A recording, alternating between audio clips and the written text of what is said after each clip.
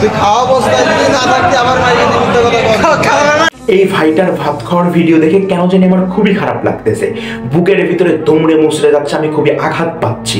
আমার ভিতরে কতটা কষ্ট লাগতেছে ঠিক আপনাদের বোঝায় বলতে পারবো না। এই ভিডিওটা দেখার পর থেকে একটা মানুষ কতটা অসহায় হতে পারলে মানুষের কাছে থেকে ভাত চেয়ে খাইতে পারে। আমরা তাকে ঠিকই ভাত খাইতে দিলাম, কিন্তু ভাত খাওয়ানোর পরে তাকে আর এই দুনিয়াতে রাখলাম না, দুনিয়া থেকে তাকে একবারে বিদায় করে দিলাম। আমরা কি মানুষ আছি? না, আমরা তো মানুষ নাই, আমরা মানুষের থেকেও নিকৃষ্ট, কুকুর শুকুরের থেকেও খারাপ হয়ে গেছি। আস্তাগফিরুল্লাহ আস্তাগফিরুল্লাহ। আল্লাহ তুমি আমার এই আস্তাগফিরুল্লাহ 1000 কোটি বছর বাঁচার তৌফিক দান করো।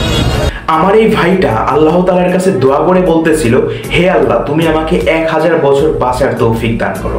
কিন্তু তার ভাগ্যের কি নির্মম পরিণতি, তাকে ভাত খাওয়ানোর পরে আমরা দুনিয়া থেকে বিদায় করে দিলাম। আমরা মানুষরূপী কতটা বর্বর হয়ে গেছি বুঝতে পারছেন? আপনারা কি একটাবার চিন্তা ভাবনা করছেন? আমরা শিক্ষা গ্রহণ করতেছি ঠিকই, কিন্তু আমরা সেই শিক্ষাটাকে কাজে লাগাইতে পারতেছি না। আমরা সেই আরবের বেদুইনদের মতো হয়ে গেছি। আমরা বর্বর, মূর্খ, অসভ্য জাতি হয়ে যাচ্ছি। আমরা কোনো ব্যক্তিকে আর খাটো করে দেখবো না। বঙ্গবন্ধু সহ জিয়াউর রহমান, এরশাদ, কাউকে খাটো করে দেখবো না। আমরা সবাইকে শ্রদ্ধা জানিয়ে আজকের মতো এখান থেকে শপথ করি। এই ভাইটা যে কথাগুলো বলছিল সেই কথাগুলো হচ্ছে 5ই আগস্টের, যখন আমরা দেশটাকে নতুন করে স্বাধীন করি, এবং এই ভাইটা আমার ছাত্র ভাইদের পাশে দাঁড়িয়ে দেশটাকে স্বাধীন করার জন্য রাজপথেও নামছিল। এবং এই ভাইটা 5 তারিখে যে ঘটনাটা হয়েছিল সেটার প্রেক্ষিতে এই ভাইটা বলতে চাচ্ছিল বঙ্গবন্ধু শেখ মুজিবুর রহমান, জিয়াউর রহমান, এরশাদ এদেরকে যেন আমরা খাটো করে না দেখি। আসলে উনি কথাগুলো খারাপ বলে নাই, ঠিকই বলছিল।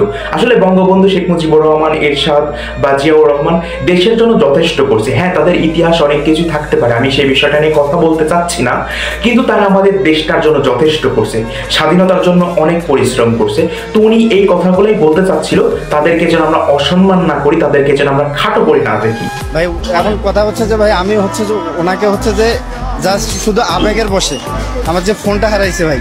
এই বোকাচোদায় বলে কি ও নাকি আবেগের বসে গায়ে হাত তুলে ফেলছে। এই বোকাচোদা, তোর ভিতরে কোনো শিক্ষাগত যোগ্যতা আছে? আবার বলতেছিস তোর নাকি ফোন হারাইছে।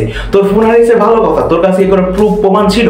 তোর কাছে কোনো প্রুফ নাই, প্রমাণ নাই, একটা ভারসাম্য রোগীকে ইচ্ছা মতো মারবি?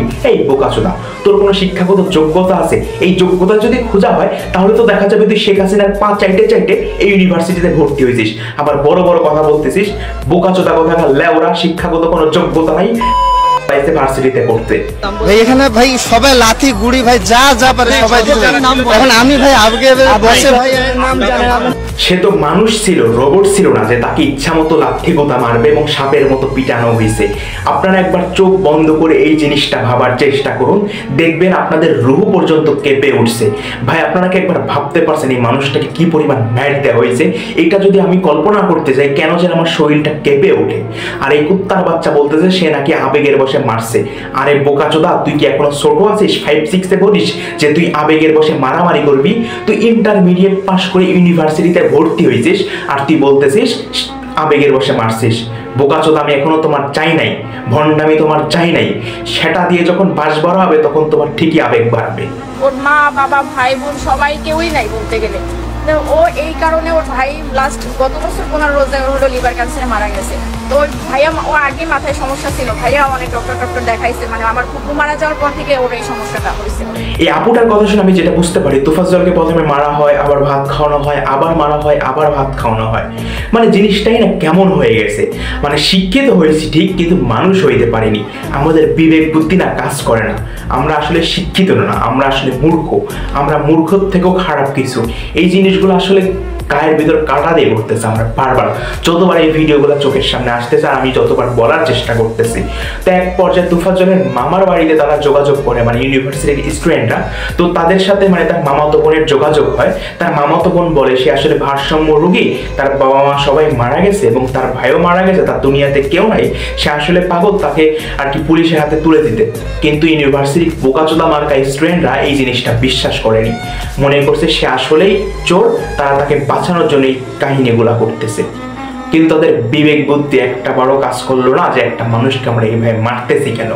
আমাদেরকে এই জিনিসগুলা ভাবা উচিত না? আমরা শিক্ষা গ্রহণ করতে আসছি, মানুষকে মারতে আসি নাই।